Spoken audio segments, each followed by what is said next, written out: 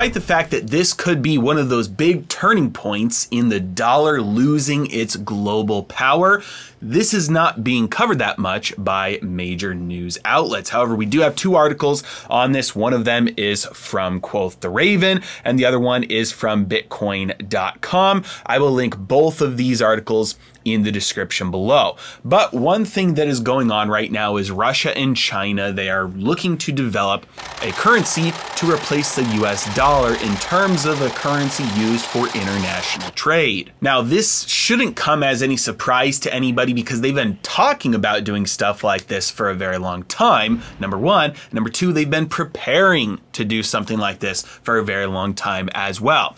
But what is a surprise is that Putin actually came right out and said this at the BRICS meeting last month. He said the issue of creating an international reserve currency based on a basket of currencies of our countries is being worked out. Now, at least at first, this would be specifically for the BRICS nations, which also includes Brazil, India, China, and South Africa. However, Turkey, Egypt, and Saudi Arabia are all considering joining BRICS. Now, you could probably name 100 reasons why any specific country would want to get rid of the dollar and use a currency that is more neutral or less controlled by one single nation, but Putin specifically has a laundry list of them. Last month, Putin gave a speech, and as NPR points out here, he blamed the US for fostering crises around the world regarding food security, inflation, and trade. He said Americans think of themselves as exceptional, and if they think they're exceptional, that means everyone else is second class. He also pointed out that the sanctions have really done more damage to the countries issuing them than to the Russian economy,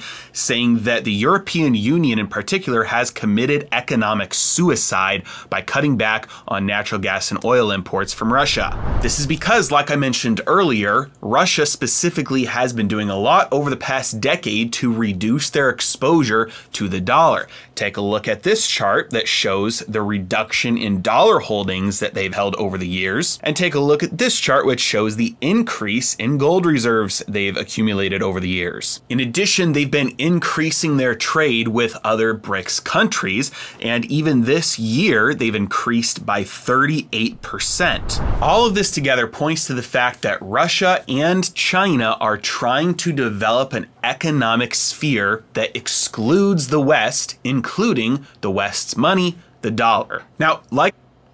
Hey, Shalom. First and foremost, all praises, glory, and honor be unto Yahweh, Bahashem, Yahweh Shai, Bahashem, Racha HaKodash. Double honors to the elders and the apostles of the great millstone who rule well. Salutations to the hopefully elect out there pushing this word in truth, sincerity, and indeed your brother Kapatazah from the great millstone Chicago branch. Just coming at you with really a dollar watch. And essentially what all of this is saying is that the rulership of the United States via the US dollar is pretty much over with. All right. As China, Russia, really the BRICS nations, which consists of Brazil, Russia, India, China, South Africa, for now, all right, these nations are coming together and they're developing a new global reserve currency. Okay, what does that mean? That means that they're developing a currency that will be backed by, you know, silver, gold, precious metals. Okay, it's actually going to be backed by something tangible versus the current global reserve currency, which is the US dollar, and it's backed by nothing. Literally, they print dollars out of thin air. Okay, why? Because they can, and because of their it's a hegemony. It's really a monopoly. Okay, over world trade. All right, and so that monopoly is coming to an end. All right, like I was saying, the US dollar is not backed by gold anymore. It's not backed by anything. It's regulated by the Federal Reserve, which is not a government entity. It is a private entity, all right, which consists of international bankers, okay? And this is how they became filthy rich over the centuries, all right? Nonetheless, this Ponzi scheme is over now. All right. The elites are done with the West. They're going to set up this new global reserve currency, all right, with all these other BRICS nations.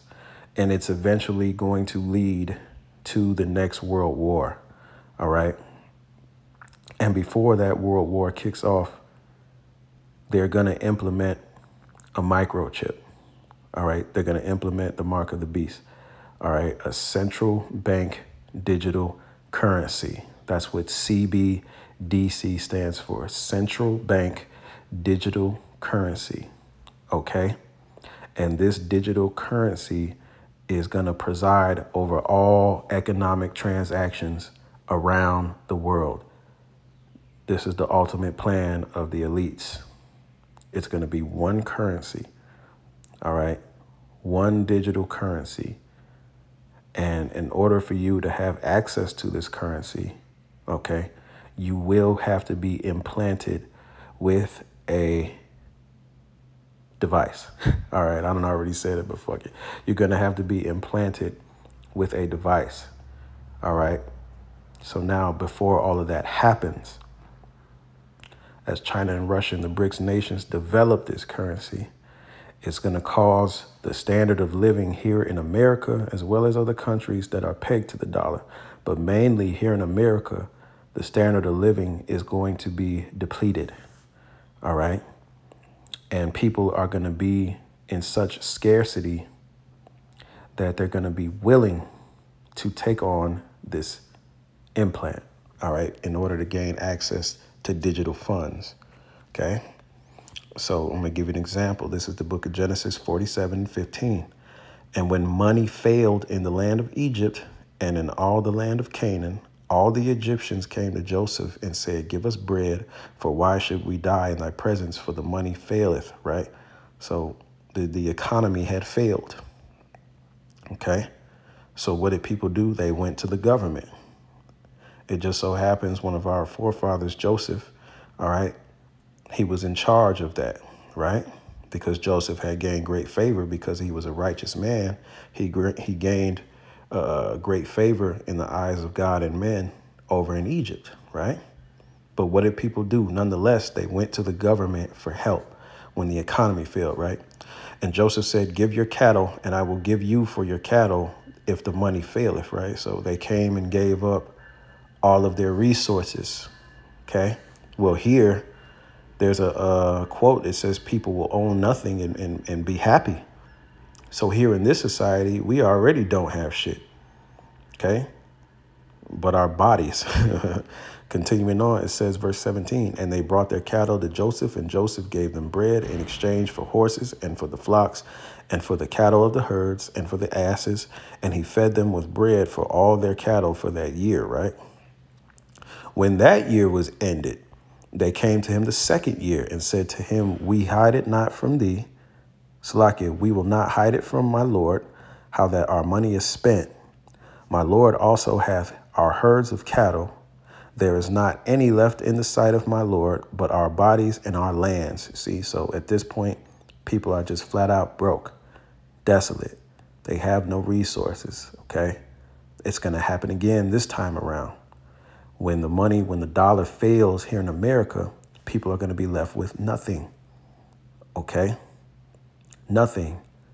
All out hell is going to break loose. See?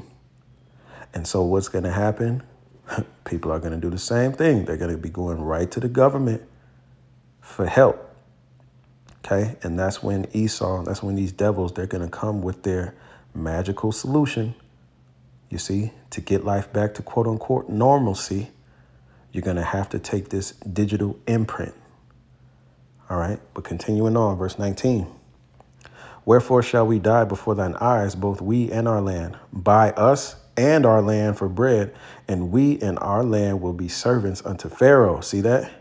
And give us seed that we may live and not die, and that the land be not desolate. See? So they're going to do it again. All right. They're going to say, hey, we don't want to die. We want safety. We want food. All right. We want access to health care. You see? We want access to food stamps. We want access to subsidized housing. All these things, all right, people are going to give up their bodies for. All right. They're going to really sell their souls to the devil. They're really going to make a deal with the devil. OK, that's what's going to happen. All right. That's why, hey, we here at Great Millstone, we constantly bring these out. OK, because people, this U.S. dollar hedge money. All right. The reason why we are able to enjoy the way we live here in America, all right, it's because of the U.S. dollar hegemony, but that has come to an end, all right?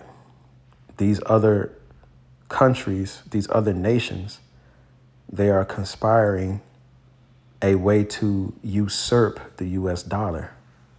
So they no longer have to buy billions of U.S. dollars in order to trade, in order to buy oil, in order to buy, wheat, different commodities amongst each other overseas and whatnot. No, they're going to come together with their own system.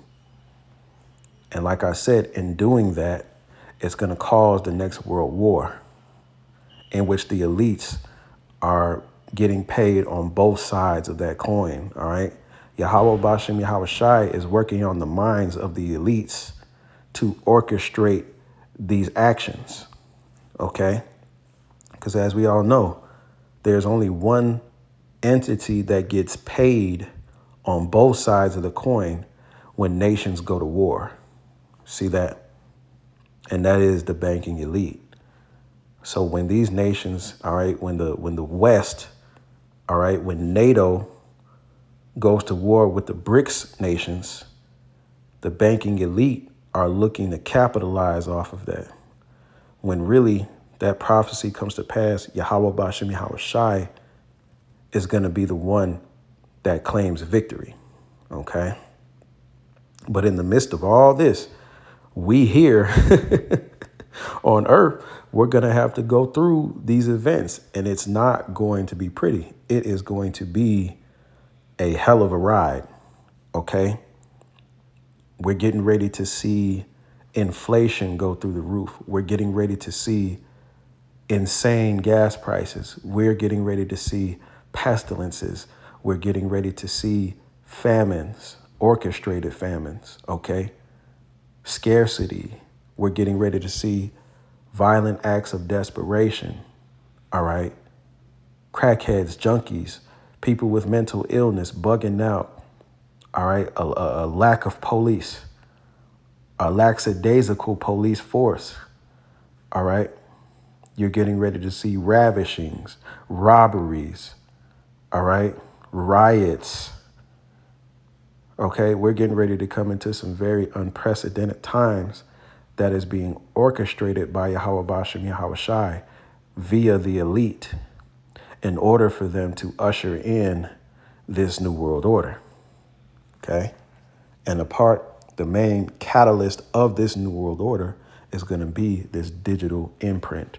This is Revelation chapter 13 and verse 16. And he causeth all, both small and great, rich and poor, free and bond, to receive a mark in their right hand or in their forehead. You see that charagma, all right, that digital imprint. OK, everybody's going to have it. In order to do what? Verse 17, and that no man might buy or sell, save he that had the mark or the name of the beast or the number of his name. See that? Okay. So, hey, this is it. Okay. This devil, hey, we are at the doors. We're almost there. All right. I'm going to end it off with this. Okay, we're almost out of here.